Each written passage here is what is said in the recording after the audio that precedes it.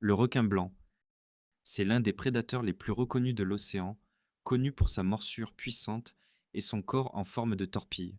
Il peut dépasser 6 mètres de long et se trouve dans les eaux côtières fraîches partout dans le monde, de l'Afrique du Sud à la Californie. Ce qui le distingue, c'est son odorat incroyable, capable de détecter une seule goutte de sang à des kilomètres. Sa réputation au cinéma et dans les documentaires en a fait le visage des requins en général, même s'ils se comportent en réalité de façon bien plus prudente qu'on ne l'imagine. Le requin tigre,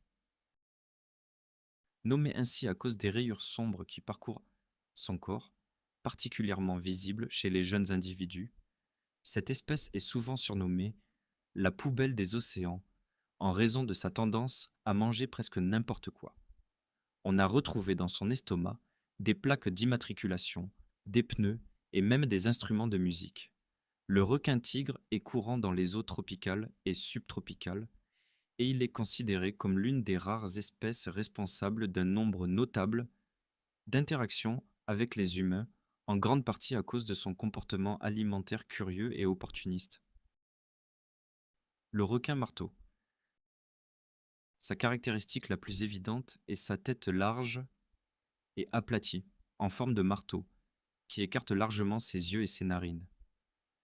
Cette conception inhabituelle lui offre un champ de vision beaucoup plus large et l'aide à détecter des proies enfouies dans le sable, notamment les raies qui constituent une grande partie de son alimentation. Il existe plusieurs espèces de requins marteaux allant de moins d'un mètre à près de 6 mètres de long et on les observe souvent nageant en grands bancs, un comportement rare chez les requins. Le requin bulldog. Contrairement à la plupart des requins, cette espèce peut survivre aussi bien en eau salée qu'en eau douce, ce qui lui permet de remonter loin dans les rivières, voire de s'aventurer dans des lacs. On l'a déjà observé à des milliers de kilomètres à l'intérieur des terres, le long de fleuves comme le Mississippi ou l'Amazone.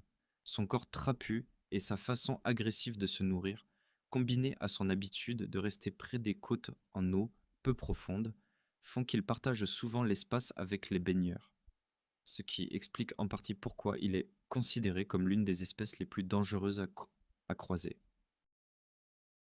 Le requin-baleine. Malgré sa taille immense, dépassant souvent 12 mètres, c'est le plus grand poisson du monde et il ne représente aucune menace pour les humains. Il se nourrit en filtrant le plancton et de petits poissons à travers son énorme bouche, plutôt qu'en chassant avec ses dents. Sa peau est recouverte d'un motif de taches uniques, presque comme une empreinte digitale, que les chercheurs utilisent pour identifier chaque individu. Des plongeurs viennent du monde entier simplement pour nager aux côtés de ces géants paisibles dans les eaux tropicales chaudes. Le requin mako. C'est le requin le plus rapide de l'océan, capable de pointes de vitesse qui lui permettent de bondir entièrement hors de l'eau en poursuivant des proies comme le thon ou l'espadon. Son corps profilé et sa queue en forme de croissant sont conçus pour la vitesse plutôt que pour la puissance. Le requin mako est très prisé des pêcheurs sportifs à cause du combat qu'il livre une fois ferré, et sa rapidité en a fait un sujet d'étude fréquent pour les ingénieurs intéressés par l'hydrodynamique. Le requin nourrice. Lent et actif principalement la nuit, il passe une grande partie de la journée immobile au fond de l'océan, souvent en groupe. Sa petite bouche, positionnée sous sa tête, est équipée d'une forte succion qui lui permet d'extraire des proies comme des crabes ou des mollusques cachés dans les fissures des rochers. Le requin nourrice reste généralement calme face aux plongeurs et fait partie des rares espèces capables de faire circuler l'eau sur ses branchies sans avoir besoin de nager continuellement.